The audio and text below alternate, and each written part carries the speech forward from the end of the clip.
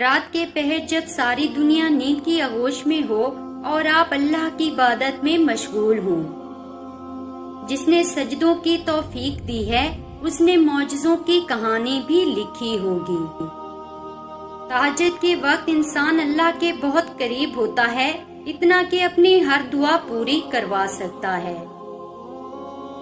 دنیا کی سب سے بہترین شخصیت حضرت محمد صلی اللہ علیہ وآلہ وسلم ہے، اور میرے اللہ کو جوانی کی عبادت بہت پسند ہے۔ سب کچھ مل جاتا ہے جب اس دل کو اللہ مل جاتا ہے۔ تہجد پڑھنے والوں کی تو وہ دعائیں بھی قبول ہو جاتی ہیں جن کا ذکر انہوں نے کبھی اپنے آپ سے بھی نہیں کیا ہوتا۔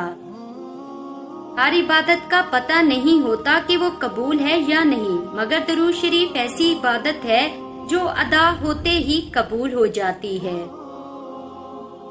تمہیں اس دور میں بہت احتیاط سے رہنا ہے، نہ کسی کی باتوں میں آنا، نہ کسی کے جذبات میں بہنا۔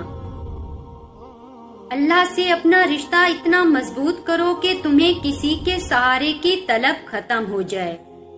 اللہ دیکھ رہا ہے کہ آپ کتنی اذیت میں ہیں اور کتنی مشکل سے صبر کو قائم رکھا ہوا ہے۔ دیکھنا بہت جلد وہ آپ کو سکون سے نوازے گا اور آپ کے صبر کا پھل ضرور عطا کرے گا۔ جو شخص نماز چھوڑ سکتا ہے وہ کسی کو بھی چھوڑ سکتا ہے۔